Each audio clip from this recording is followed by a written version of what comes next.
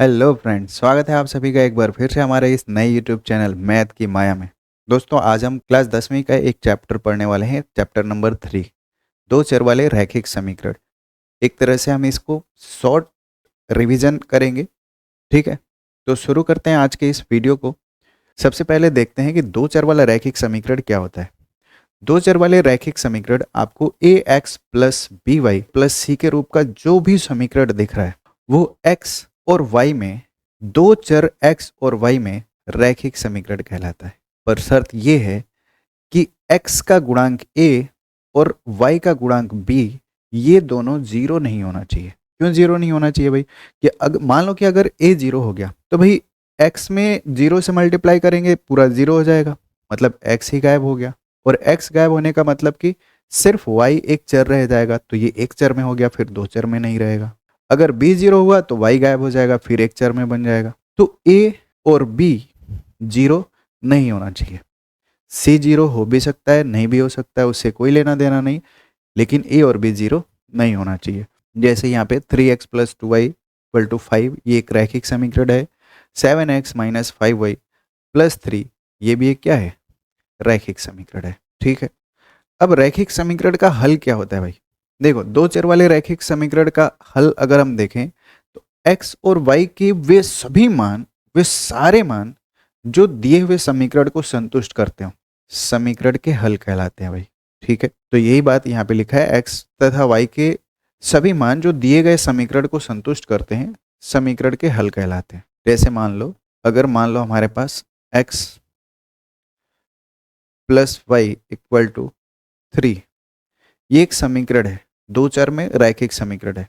तो मैं कह रहा हूं कि x और y के वे सभी मान, जैसे मान लो कि x बराबर अगर 2 लें तो y का मान क्या हो जाएगा भाई? 2 में x के जगह पर 2 रख दिया, y के जगह पर क्या रखेंगे कि जोड़ने पर 3 होगा, 1 होगा। तो ये 2 और 1 ये क्या है? इस समीकरण का एक हल है। ठीक है, अगर इसके जगह पर 5 रख दे, x के जगह पर 5 रख दें, तो y की जगह पर क्या रखेंगे भाई? -2। तो x और -2 को जोड़ेंगे तो भी 3 आ जाएगा। अगर x की जगह पर मान लो कुछ नंबर रख दिया, 7 रख दिया, मान लो x की जगह पर 7 रख दिया, तो 7 में किसको जोड़े भाई? 3 लाने के लिए -4 को जोड़ना पड़ेगा, तो यहाँ पर 3 आ जाएगा। मान लो कि यहाँ पे 15 रख दिया, तो भाई 15 में क्या जोड़ेंगे 3 लाने के लिए? -12, तो भी 3 आ जाएगा। कहने का मतलब, दो चर वाले रैखिक समीकरण में x और y के वे सभी मान, हर एक मान y और x का हर एक मान जो दिए गए समीकरण को संतुष्ट कर दे, मतलब कि दोनों साइड बराबर कर दे, समीकरण का हल कहलाता है। और बता दूं, दो चर वाले रैखिक समीकरण अगर सिर्फ एक समीकरण है तो इसके अपरिमित रूप से अनेक हल होते हैं भाई। दो चर वाले रैखिक समीकरण के अपरिमित रूप से अनेक हल होते हैं, मतलब कि इसका कोई लिमिट ही नहीं है। मतलब मेरे कहने का मतलब ये है कि x प्लस, अभी हमने लिखा कि मान लो x plus y equal to 10, तो क्या कोई एक नंबर है जिसका सम 10 होता है? जैसे मान लो यहाँ पे 4 रखा तो यहाँ पे 6 रखना पड़ेगा, तो ये 10 हो जाएगा। तो क्या 4 और 6 ही है ऐसे जिनका सम 10 होगा? नहीं, ऐसे ऐसे अपरिमित संख्याएं हैं जिनका योगफल 10 होता है। तो इसलिए दो चर वाले रैखिक समीकरण का हल भी अपरिमित होता है। ठीक है जी। अब दो चर वाले रैखिक समीकरण युग्म क्या होते हैं भाई? जो अभी ये तो आपने 9th क्लास में पढ़ा होगा, है ना? ये 9th क्लास की बात है। अब यहाँ से ये हमारे सिलेबस में 10वीं क्लास में है, दो चर वाले रैखिक समीकरण युग्म हम पढ़ने वाले। युग्म का मतलब क्या होता है कि भाई दो चर वाले दो रैखिक समीकरण, है ना? दो चर वाले होने चाहिए, लेकिन कितने? दो रैखिक समीकरण को अगर एक साथ लिखें तो उसे कहते हैं दो चर वाले रैखिक समीकरण युग्म। ठीक है, जैसे इसका एग्जाम्पल ये रहा, x plus y equal to 3, 2x minus 3y equal to 5। ये क्या है? दो चर वाले रैखिक समीकरण, और दो समीकरण है। यहाँ समीकरण ये पहला है और यहाँ ये समीकरण दूसरा है। तो यहाँ पे दो चर वाले रैखिक समीकरण युग्म है। यहाँ भी समीकरण ये फर्स्ट है, ये समीकरण सेकंड है। यहाँ भी दो चर वाले रैखिक समीकरण कितने हैं? दो हैं। तो ये रैखिक समीकरण युग्म हो गया। ठीक है जी, युग्म का मतलब ही होता है जोड़ा। ठीक है, अब उसको युग्म कह लो या युगपत कह लो, बात एक ही है। अब दो चर वाले रैखिक समीकरण का हल क्या होता है भाई? एक क्रमित युग्म x, y, दो युगपत समीकरण। भाई यहाँ पे हमने नाम, इसका दूसरा नाम भी लिख दिया है। बहुत सारे बुक में युगपत समीकरण भी लिख के आता है, तो आप कंफ्यूज मत होना कि युगपत समीकरण क्या है, ठीक है जी। तो कह रहे हैं क्रमित युग्म x, y दो युगपत समीकरण का हल कहलाता है यदि यह दोनों समीकरण को क्या कर दे, संतुष्ट कर दे। अगर दोनों समीकरण को संतुष्ट करता है तो वो समीकरण का हल कहलाता है। जैसे मान लो कि हम यहाँ कह रहे हैं कि x plus y equal to 10 हो, ये पहला समीकरण हमने लिख दिया, ठीक है। और x minus y equal to 2 हो, ये हमने दूसरा समीकरण लिख दिया। तो यहाँ पे x प्लस वाई 10 होगा, तो x और y कोई एक नंबर नहीं है, x का और y का कोई एक मान नहीं है जो जिनका सम 10 होता है। ऐसे बहुत सारे नंबर हैं, है ना। जैसे 1 9 हो गया, 2 8 हो गया, 3 7 हो गया, 4 6 हो गया, 5 5 हो गया, 6 4 हो, ऐसे बहुत सारे नंबर हो सकते हैं जिनका सम क्या हो, 10 हो। लेकिन अब ये कह रहा है साथ ही साथ उनका अंतर भी 2 का होना चाहिए। तो अब हमें पता चल गया कि भाई x के जगह पर 6 और y के जगह पर 2 रखना पड़ेगा, सॉरी 4 रखना पड़ेगा। तो इनका सम 10 भी हो जाएगा और 6 माइनस 4 2 भी हो जाएगा। अब 6 और 4 के अलावा कुछ नहीं हो सकता, सिर्फ यही एक नंबर है जिनका सम 10 और इसका अंतर 2 का है। तो रैखिक समीकरण युग्म का हल x और y का वह मान जो दोनों समीकरण को संतुष्ट करे। जैसे यहाँ पे 6 और 4 इसको भी संतुष्ट कर रहे हैं और इसको भी संतुष्ट कर रहा है, ठीक है। तो ये दिए हुए समीकरण का क्या हो गया, हल हो गया। अब भाई दो चर वाला रैखिक समीकरण है तो उसका तो हमें पता है कि अपरिमित हल होंगे, लेकिन दो चर वाले रैखिक समीकरण युग्म का एक हल भी हो सकता है, जैसे इस केस में सिर्फ एक हल है। अपरिमित भी हो सकता है और ऐसा भी हो सकता है कि एक भी हल ना हो, समीकरण दिया है पर उसका कोई हल ही ना हो, ठीक है। तो देखते हैं इस केस को, लेकिन उससे पहले हम देखते हैं कि संगत और असंगत। भाई हमने कहा कि दो समीकरण, अब दो समीकरण युग्म होगा तो भाई या तो संगत होगा या तो असंगत। अब ये संगत और असंगत क्या है इसको भी समझ लेते हैं। संगत जैसे एक रैखिक समीकरण युग्म संगत कहलाता है यदि इसका हल संभव हो। मतलब दो समीकरण युग्म, दो समीकरण है हमारे पास, अगर उनका हल संभव है तो वो संगत है, और अगर हल संभव नहीं है मतलब उस जिसका कोई भी हल नहीं है वो असंगत है, ठीक है। एक रैखिक समीकरण युग्म असंगत कहलाता है यदि इसका कोई हल संभव न हो, ठीक है जी। अब इसका क्या मतलब है भाई, हल संभव है नहीं है, कब कब दो समीकरण का हल संभव होता है और कब दो समीकरण का हल संभव नहीं होता है, इसको हम देख लेते हैं। मान लो कि हमने दो समीकरण लिया। पहला समीकरण a1x plus b1y plus c1 equal to 0 है, और दूसरा समीकरण a2x plus b2y plus c2 equal to 0 है। अब ये दो दो हमने समीकरण ले लिए भाई, ठीक है। ये दो समीकरण, मानो ये दो समीकरण हमारे पास है, a1x plus b1y plus c1 equal to 0 और a2x plus b2y plus c2 equal to 0। अब इसको हल करेंगे तो एक हल होगा कि अपरिमित हल होंगे या कोई हल नहीं होगा, ये किस बात पे डिपेंड करता है। आपने 9th में ग्राफ बनाया होगा, अगर एक समीकरण दे देता है तो उसका ग्राफ बनाते हैं, और यहाँ पे दोनों समीकरण के लिए ग्राफ बनाते हैं। तो वो दोनों समीकरण के लिए ग्राफ कितनी तरीके से बन सकता है भाई, या तो ऐसे ग्राफ बनेगा, मतलब कि अगर इसके लिए ग्राफ खींचे तो मान लो ये लाल वाली लाइन बन रही है और इसके लिए हमने खींचा तो ये ब्लू वाली लाइन बन रही है। मतलब कि ये दोनों लाइन एक दूसरे को क्या कर रही हैं, प्रतिच्छेद कर रही हैं। मतलब रेखाएं क्या हैं, प्रतिच्छेदी हैं। या तो दोनों लाइन एक ही बन जाएगी, मतलब कि रेड वाली लाइन यहीं पे है और ब्लू वाली लाइन भी यहीं पे है। मतलब कि रेखाएं क्या हैं, समपाती। समपाती होती हैं, समपाती इसको बोलते हैं कोइंसाइड्स, मतलब कि वो दोनों एक ही हो गई, मतलब एक के ऊपर एक चल रहा है। या तो ऐसे बनेगा, दोनों रेखाएं क्या होंगी, समांतर होंगी, ठीक है। इसका ग्राफ बनाएंगे तो रेखाएं क्या होंगी, समांतर होंगी। ये तीन केस के अलावा अगर दो लाइन एक समतल पे दो लाइन खींचे तो क्या इन तीन संभावना के बाद कोई और संभावना है इस लाइन की स्थिति की, या तो दोनों एक दूसरे को काट रही होंगी, या तो दोनों लाइन एक दूसरे के ऊपर होंगे, या तो दोनों एक दूसरे के समांतर होंगे, और तीसरा कोई पॉसिबिलिटी नहीं है। अब जब रेखा प्रतिच्छेद कर रही होगी, प्रतिच्छेदी रेखा होगी, तो भाई उस केस में हम कहते हैं कि समीकरण युग्म जो है ना, ये समीकरण युग्म ये संगत है। यहां से संगत का मतलब क्लियर हो जाएगा भाई, ये संगत है। संगत कहने का मतलब कि उसका जब ग्राफ बना रहा है ना, तो दोनों रेखाएं कहीं ना कहीं मिल रही हैं, मतलब साथ में आ रही हैं, तो संगत हो जाएगा, है ना। इस केस में यहां पे मिल रहा है, तो क्योंकि मिल रहा है तो ये क्या हो गया, संगत हो गया। ठीक है। और समीकरण क्योंकि ये एक जगह पे मिल रहा है, भाई देखो दोनों रेखाएं एक दूसरे को जितने बिंदु पर काटेंगे उतने ही बिंदु पर उतने ही उस समीकरण के क्या होंगे, हल होंगे। यहाँ पे एक बिंदु पे काट रहा है तो एक हल होगा इसका। समीकरण युग्म क्या होंगे, संगत होंगे। और समीकरण का अद्वितीय, अद्वितीय का मतलब क्या होता है भाई, कोई दूसरा नहीं। अद्वितीय का मतलब होता है कोई दूसरा नहीं, सिर्फ और सिर्फ एक। कहने का मतलब कि केवल एक हल है। ठीक है। या तो रेखाएं संपाती होंगी, अब रेखाएं संपाती होंगी तब भी भाई मिल तो रहे हैं ना, मिल रहे हैं मतलब संगत हो गया, है ना। मिल रहे हैं मतलब कि रेखाएं क्या होंगी, संगत होंगी। इस केस में भी दोनों रेखाएं एक दूसरे से मिल रही हैं और संगत है। अब कितने यहाँ पे एक एक बिंदु पे मिल रहा था, एक हल मिला। यहाँ पे तो हर एक इन दोनों रेखा का हर एक बिंदु मिल रहा है ना। और रेखा किससे बनता है, अनंत बिंदुओं से मिलके एक रेखा बनता है। तो कितनी जगह पे ये दोनों रेखाएं मिल रही है, अनंत जगह पे, अपरिमित जगह पे मिल रही हैं, तो इसका हल भी कितना होगा, अपरिमित हल होगा भाई।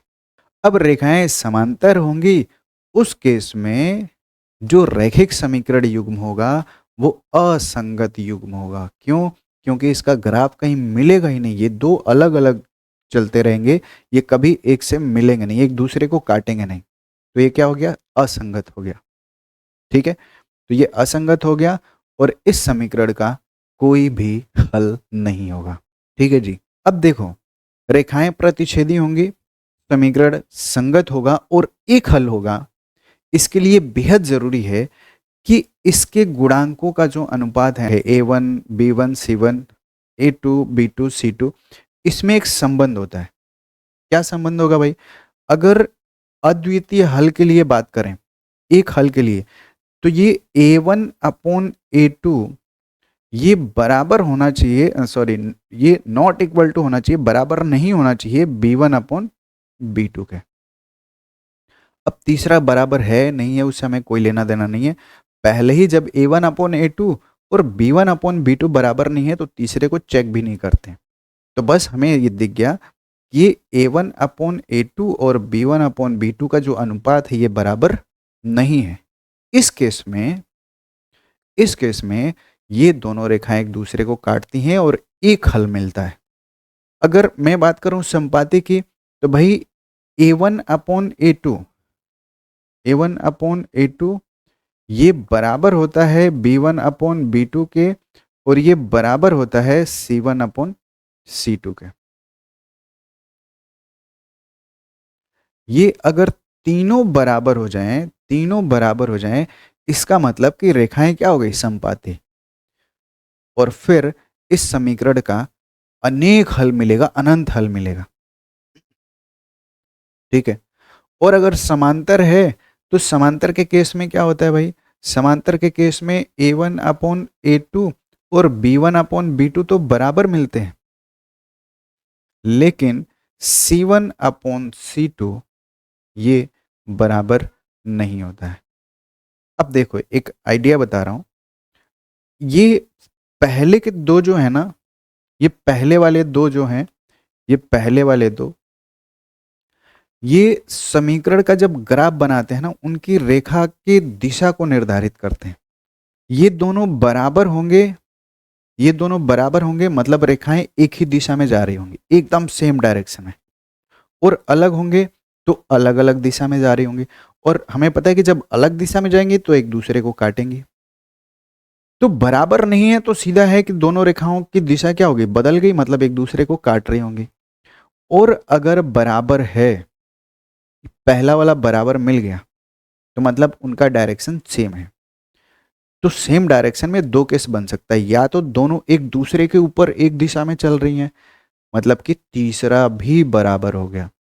और अगर थोड़ा सा हटके चल रही है, जैसे रेल की पटरी आपने देखा होगा, तो तीसरा बराबर नहीं होगा, है ना, इस तरह से याद रख सकते हो आप। अगर बराबर है तो दोनों एक एक साथ चल रही हैं, एक एक के ऊपर एक। और अगर बराबर नहीं है मतलब कि थोड़ा सा डिस्टेंस मेंटेन करके चल रही है। तो जब डिस्टेंस भाई बनाएगा आपस बीच में तो पैरेलल हो जाएगा, मतलब समांतर हो जाएगा। ठीक है। और अगर डिस्टेंस नहीं बना रहा मतलब तीनों बराबर हो गए तो उस समय समपाती हो जाएंगे। अब इन तीनों बातों का प्रयोग करके आपसे बेहद इंपॉर्टेंट क्वेश्चन पूछता है।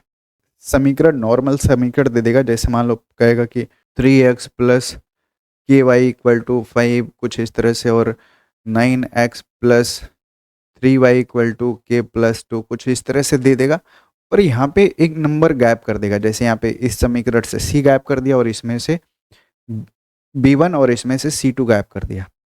तो कहेगा k के जगह पर ऐसा क्या रखें कि समीकरण का अद्वितीय हल हो, या फिर k के जगह पर क्या रखें कि अपरिमित हल हो, या फिर k के जगह पर क्या रखें कोई हल ना हो। तो भाई इसको समझने के लिए हम चलते हैं कुछ एग्जाम्पल लेकर के, और एग्जाम्पल में भी भाई बेहद इंपॉर्टेंट क्वेश्चन जो एग्जाम में आए हैं। और अगर आपने इस कॉन्सेप्ट को समझ लिया कि इस प्रकार के क्वेश्चन को किस तरह से डील करते हैं, तो भाई आपकी समस्या खत्म इस चैप्टर से। ठीक है। तो देखते हैं क्वेश्चन एक, क्वेश्चन नंबर फर्स्ट। भाई के किस मान के लिए, यहाँ पे आपको एक क्वेश्चन दिया है, कह रहा है के किन मानों के लिए निम्न रैखिक समीकरण निकाय अपरिमित हल रखता है।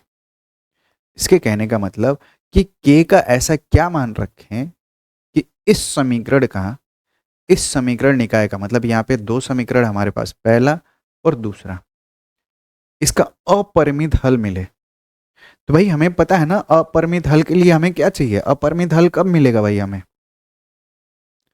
जब ये तीनों बराबर होंगे। अगर कोई बराबर नहीं होता तो एक हल मिलता, अगर दो बराबर होते तो कोई हल नहीं मिलता।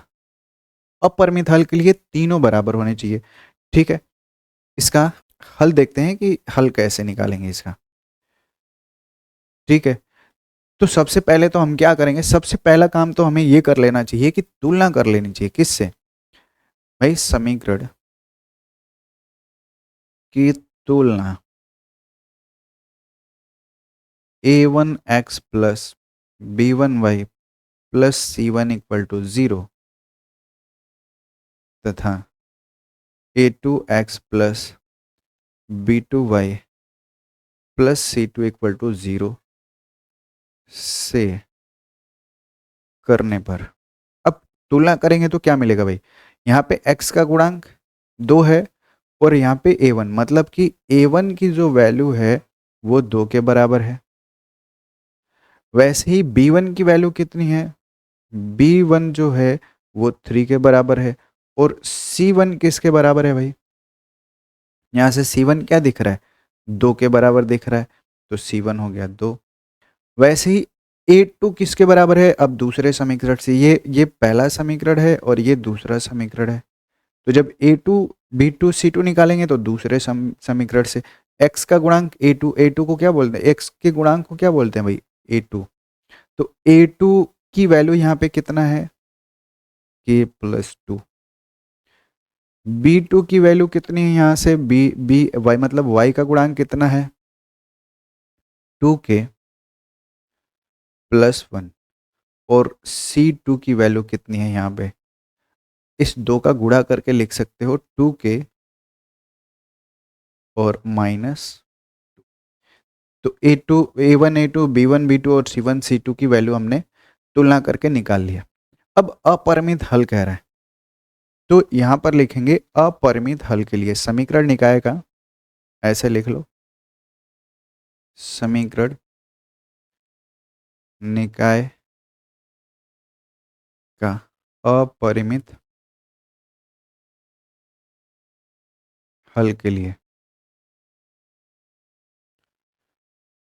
अपरिमित हल कब होगा भाई, जब a1 अपॉन a2 बराबर होगा b1 अपॉन b2 और ये बराबर होगा c1 अपॉन c2 के। तो यहाँ पे मान रख लो a1 अपॉन a2 मतलब कि क्या हो गया 2 अपॉन k प्लस 2 और ये बराबर है 3 अपॉन 3/2k+1 और ये बराबर है 2/2k-2। अब देखो यहाँ पे जरूरी बात ये है कि हमें इन दोनों को एक साथ सॉल्व करना है और इन दोनों को एक साथ सॉल्व करना है। और ऐसा नहीं है कि आप किसी एक को हल करके और आंसर निकाल रहे हो। भाई किसी एक को यहाँ पे या तो इन दोनों को हल करके के का मान निकालो या फिर इन दोनों को हल करके के का मान निकालो। ऐसा नहीं है, हमें दोनों को हल करके दिखाना होता है। अब दोनों को हल करना क्यों जरूरी है, इसके दूसरे पार्ट में हम देखेंगे। दूसरे पार्ट में आपको समझ में आ जाएगा कि भाई सिर्फ एक को हल करके हम काम नहीं चला सकते, है ना। आपने पढ़ा होगा, बेशक आपने अपने स्कूल या फिर पढ़े होंगे, पर ये वास्तव में गलत तरीका है करने का। भाई किसी एक को, जैसे मान लो कि हमने यहाँ पे हल किया, इस पहले इन दोनों को हल कर लिया आपस में, तो 2 का गुणा कर लो, इधर इधर 3 का गुणा कर लो, क्रॉस मल्टीप्लाई है ना। 2 का गुणा करेंगे तो ये हो जाएगा कितना, 4k+2 और बराबर 3 का गुणा इधर कर लो तो ये हो जाएगा 3k+6 और साथ में इसको भी हल करो, इन दोनों को भी हल करो। मतलब कि अगर इसको हल करेंगे तो 3 का गुणा कर लो तो 3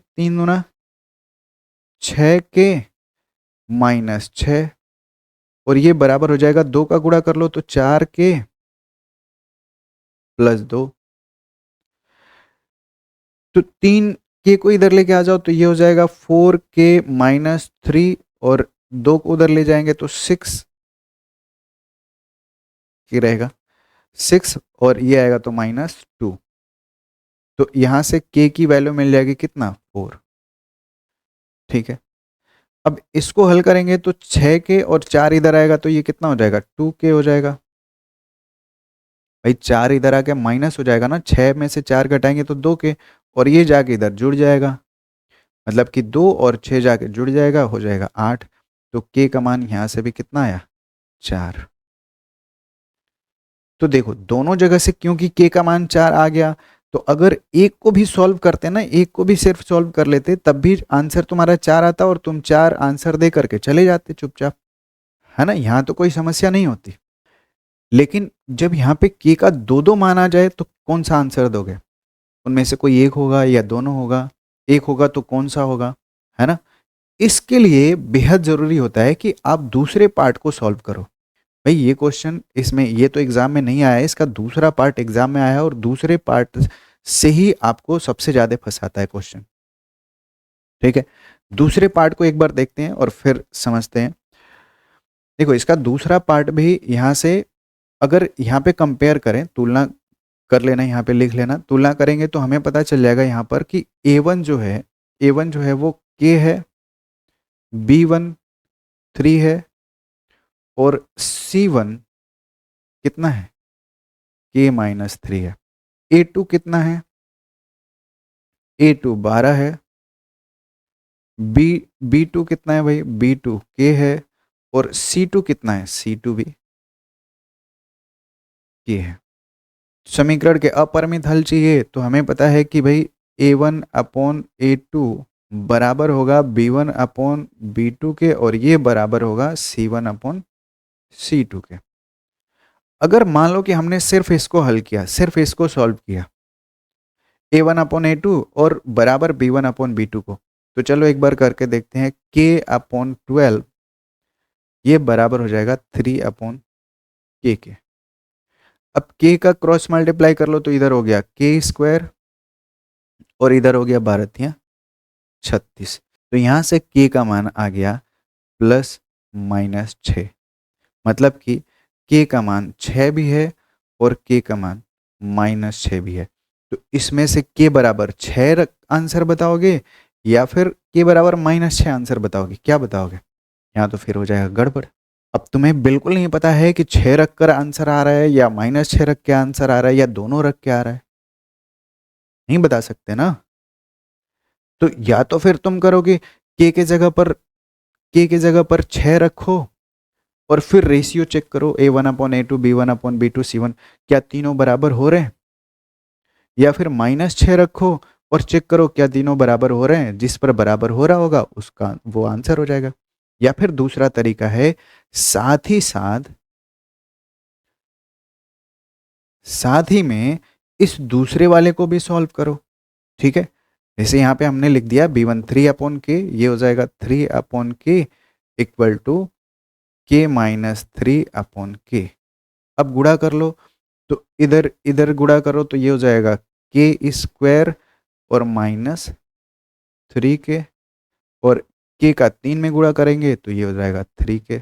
अब 3 को इधर लेके आओ, 3 -3 इधर हो जाए, इधर आएगा तो -3 हो जाएगा, तो ये हो गया K² -3K बराबर 0। तो K² -6K बराबर 0। अब क्या करो, K कॉमन कर लो, तो यहाँ से हो गया K और यहाँ से हो गया -6। अब यहाँ से फिर K का मान 2 आ रहा है, या तो K बराबर 0 होगा, या K -6 बराबर 0 होगा, तो K का मान आ गया यहाँ से 6। तो यहाँ से K का मान 0 और K का मान 6 आ रहा है। पहले को सॉल्व किया तो भी 2 आंसर आए, दूसरे को सॉल्व किया तो भी 2 आंसर आए। तो अब हमें ये देखना है कि कौन सा आंसर दोनों जगह है, कौन सा आंसर दोनों जगह है। भाई हमें वो आंसर बताना है जो दोनों जगह है। अब ये नहीं कि सिर्फ एक को हल किया और यहाँ पे ऐसे भी नहीं लिख सकते कि K² बराबर 36 तो K बराबर 6, डायरेक्ट यहाँ यहीं से K बराबर 6 आंसर दिया और फिर आगे बढ़ गए। भाई यहीं से तुम K = 6 कहे, भाई K² बराबर 36 है तो K बराबर 6 होगा, ये भी नहीं, ये भी गलत तरीका है भाई। क्यों? देखो मैं एक बात बता दूं, अगर मैं आपसे पूछूं कि भाई ये बताओ कि आपके पास K² बराबर 36 है और यहाँ पर K बराबर √36 है। अगर मैं कहूँ इन दोनों में क्या डिफरेंस है, क्या फ़र्क है इन दोनों में, तो आप कहोगे कि मेरे ख्याल से तो कोई फ़र्क ही नहीं नज़र आ रहा है। क्यों? क्योंकि यहाँ से स्क्वायर हटाएंगे, यहाँ रूट लग जाएगा, मतलब K बराबर √36 तो ये भी लिखा हुआ है और K बराबर √36 ये भी लिखा है। यहाँ से भी K का मान 6 आ रहा है और यहाँ से भी K का मान 6 आ रहा है। कहोगे ना भाई ये बिल्कुल गलत तरीका है कि K² हटाया और यहाँ रूट लगा दिया। स्क्वायर का मतलब होता है प्लस माइनस रूट। ही आपको बता दूं, स्क्वायर जैसे ही हटाएंगे ना यहाँ से तो सिर्फ रूट नहीं लगता है, प्लस माइनस रूट लगता है। तो इन दोनों में इतना ही फर्क है कि यहाँ से K का मान सिर्फ 6 है। दूसरा भाई रूट कभी नेगेटिव आंसर नहीं देता है, सिर्फ 6 है, लेकिन यहाँ क्योंकि बाहर प्लस माइनस लगा है और रूट हमें 6 देगा, तो K का मान यहाँ से 2 K का मान है। कौन से? प्लस और -6। यहाँ K के 2 मान थे और यहाँ K का सिर्फ 1 मान है ना। दोनों में बहुत बड़ा डिफरेंस है। अगर आप इसको एक ही समझ के काम कर रहे हो तो भाई ये बहुत गलत बात है ना। और आज के बाद से मेरे ख्याल से ऐसी गलती नहीं होनी चाहिए। तो ठीक है, यहाँ पे देखते हैं। अब यहाँ से भी K के 2 मान आ गए, यहाँ से भी K के 2 मान आ गए। मतलब ये हुआ कि हमारा आंसर जो दोनों जगह मैच कर रहा है वो हमारा आंसर होगा। तो हम लिखेंगे अतः K = 6 के लिए समीकरण के अपरिमित हल होंगे। ठीक है जी। तो K का कौन सा मान लेंगे? 6। ये तो एक प्रकार के क्वेश्चन पूछ रहा था, क्या? अपरिमित हल। अब हमारे पास क्वेश्चन है एक एक किन मान के लिए कोई हल नहीं, कोई हल नहीं के लिए हमने क्या देखा था अभी? ये समीकरण निकाय का कोई हल नहीं होता है। ऐसा कब होता है भाई? हमें पता है कि अगर A1/A2 ये तो बराबर हो जाए किसके, B1/B2 के। लेकिन C1/C2 बराबर नहीं होना चाहिए भाई, है ना। ये बराबर नहीं है मतलब कि वो गैप बना के चल रहे हैं, पैरेलल है, समांतर है। और समांतर है तो कभी मिलेंगे नहीं, और मिलेंगे नहीं तो कोई हल नहीं होगा। तो हमें इस केस पे बात करनी है। तो तीसरा तो वैसे भी बराबर नहीं है, तीसरा तो वैसे भी बराबर नहीं है, इसको तो सॉल्व करने की जरूरत भी यहाँ पे नहीं पड़ेगी। ठीक है, हमें सिर्फ इसको सॉल्व करके काम चल जाएगा। और क्वेश्चन क्या है हमारे पास, ये रहा दोनों क्वेश्चन। तो चलो यहां से पहले हम देखते हैं कि A1 बराबर दिया है A, B1 बराबर दिया है 3, और C1 बराबर दिया है कितना, A-2। वैसे A2 कितना दिया है भाई, A2 दे दिया हमारे पास 12, B2 हमें दे दिया है A, और C2 हमें दे दिया है क्या, A। तो C से तो हमें मतलब नहीं है, अपरिमित हल के लिए ये दोनों बराबर होने चाहिए, है ना। सॉरी, कोई हल नहीं के लिए हमें क्या चाहिए, तो लिख लो समीकरण निकाय का कोई हल नहीं के लिए क्या होना चाहिए भाई, A1/A2 ये बराबर होना चाहिए B1/B2 के, है ना। B1/B2 के बराबर होना चाहिए। तो यहां से देखो A/12 हो जाएगा, और बराबर B1/B2 3/A हो जाएगा। अब C1/C2 को तो रखने की जरूरत है नहीं, क्योंकि ये बराबर ही नहीं है, उसको सॉल्व नहीं करेंगे। अब इसको सॉल्व कर लो, तो A का A में गुणा करेंगे तो ये हो गया A², और 3 का A में करेंगे तो ये हो जाएगा 36। अब जैसे पहले क्वेश्चन में किए थे यहां पे,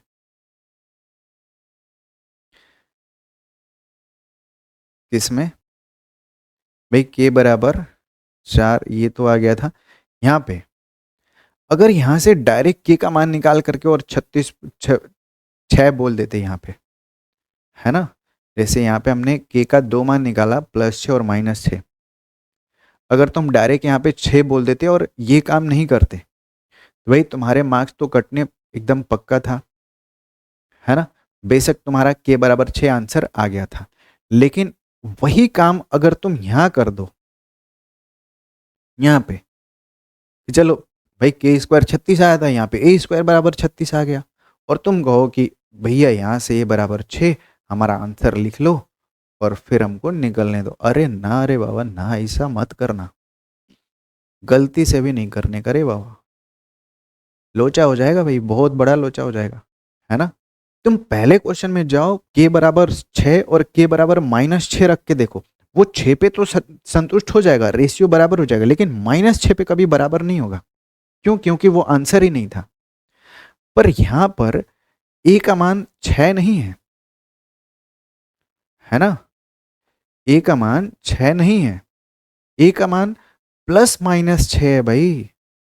मतलब कि अगर इसमें 6 रख दें तो भी इस समीकरण का कोई हल नहीं मिलेगा, और -6 रख दें तो भी समीकरण का कोई हल नहीं मिलेगा। देखो एक बार रख के, समीकरण हमारे पास क्या है भाई, देखो समीकरण है AX + 3Y बराबर A-2,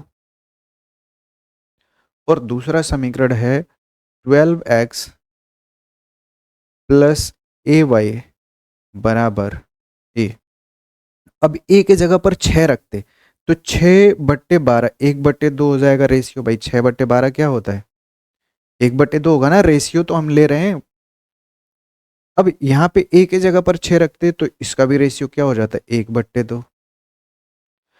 और यहाँ पर A रखते यहाँ पर, तो ये 6 में से 2 जाएगा तो 4 और बट्टे 6, मतलब कि ये हो जाता कितना, ये हो जाता 2/3। तो देखो ये दोनों बराबर है, ये बराबर नहीं है, और यही केस हमें चाहिए। तो A बराबर 6 के लिए हमें पता है कि इस समीकरण का कोई हल नहीं मिलेगा, लेकिन साथ ही भाई इसमें -6 रख करके देखो, -6 रखोगे यहाँ पे तो ये हो जाएगा -6/12, -1/2 मिलेगा। अब यहाँ पे -6 रख के देखो तो यहाँ भी -1/2 मिलेगा। तो ये हो गए दोनों बराबर। लेकिन यहाँ पर -6 रखोगे तो ये हो जाएगा -8 और बट्टे -6। तो ये +4/2 से काटेंगे तो 4/3, ये +4/3 मिलेगा, 4/3 जो कि बराबर नहीं है। तो -6 रखकर भी ये दोनों बराबर आ रहे हैं और तीसरा बराबर नहीं आ रहा है। ठीक है, तो भाई अगर यहां पर तुमने यहां पर a² बराबर 36 है और a बराबर 6 कर दिया तो मामला हो जाएगा खराब। तो यहां पर लिखोगे अतः a = a बराबर +-6 के लिए समीकरण निकाय का कोई हल नहीं होगा। ठीक है, तो इन तीनों क्वेश्चन में देखो, पहले में तुम्हारा काम चल सकता था एक को हल करके, दूसरे को हल नहीं करते तो भी चल जाता काम, पर दूसरे समीकरण में एक को हल करके काम नहीं चलेगा। तो इस केस में जब तुम्हें दोनों बराबर दिया हो, इस केस में जब दोनों बराबर करके हल करना पड़े तो भाई दोनों को साथ में हल करो, है ना, और करके भाई इसको अलग से हल कर लो, इसको अलग से हल कर लो, और फिर दो दो आंसर अगर आ रहा है तो उसमें से कौन सा आंसर मैच कर रहा है उसको लिख लो। अगर एक ही आंसर दोनों जगह आ रहा है तो बहुत अच्छी बात है, फिर भाई वही आंसर हो गया। ठीक है, दो दो आंसर आ रहे हैं तो जो मैच कर रहा है उसको लिखो। और अगर कुछ इस तरह से कंडीशन बने स्क्वायर वाला आ जाए तो तुम्हें दोनों आंसर लिखना पड़ेगा। तो आगे हम देखेंगे क्या भाई, जो भी रैखिक समीकरण है उनका हल कैसे करते हैं, हल करने के कितने प्रकार हैं, वो हम देखेंगे अगले वीडियो में। और उम्मीद करते हैं कि यहाँ तक आपको बेहद समझ में आएगा। आगे आने वाले इसके रिवीजन में भी बेहद इंपॉर्टेंट क्वेश्चन जो एग्जाम में आए हुए, ये मैं बता दूं, इसमें पहले क्वेश्चन के अलावा तीनों बाकी जो क्वेश्चन थे वो एग्जाम में आए थे, वो भी 2020-22 के एग्जाम में, और बहुत बार इससे संबंधित ये क्वेश्चन पूछ चुका है। तो आप कोशिश करिए कि उसको ध्यान से समझ के उसको तैयार कर लीजिए, और आने वाले वीडियो में भी, आने वाले रिवीजन में हम आपके एग्जाम से रिलेटेड क्वेश्चन ही लेके आएंगे। ठीक है, मतलब समीकरण निकाय के हल करने के कितने प्रकार हैं, जैसे प्रतिस्थापन, विलोपन, वज्र गुणन विधि, इन पर क्वेश्चन लेके आएंगे। और सबसे इंपॉर्टेंट भाई, सबसे इंपॉर्टेंट वर्ड प्रॉब्लम वाले क्वेश्चन है, उनको सॉल्व करने का तरीका सबसे इस चैप्टर में या फिर इसके अगले वाले में सबसे ज़्यादा प्रॉब्लम होता है कि भाई ठीक है समीकरण तो हल हो जाता है, बड़े आराम से समीकरण को हल कर लेते हैं, पर समस्या ये होती है कि जब जब पढ़ करके समीकरण बनाना होता है तो समीकरण ही नहीं बनता है। तो यकीन माने इस रिवीजन के बाद ये समस्या भी खत्म होने वाला है। तो मिलते हैं अगले वीडियो में, तब तक के लिए इजाजत, बाय बाय, जय हिंद।